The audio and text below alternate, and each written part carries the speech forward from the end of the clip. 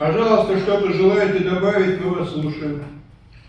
Да, я хочу добавить, Ваша честь, то, что вы не слушаете наши заявления, вы не принимаете наши отводы, не принимаете наши ходатайства. Я хочу сказать, что я вас ненавижу, вас всех троих. Вы все лицемеры конченые.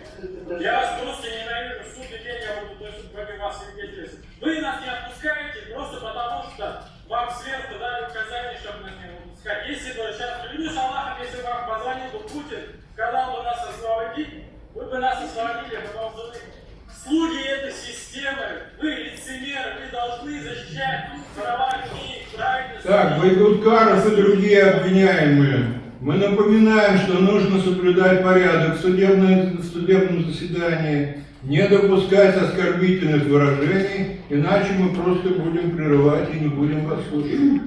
Байкуткаров, о чем вы просите?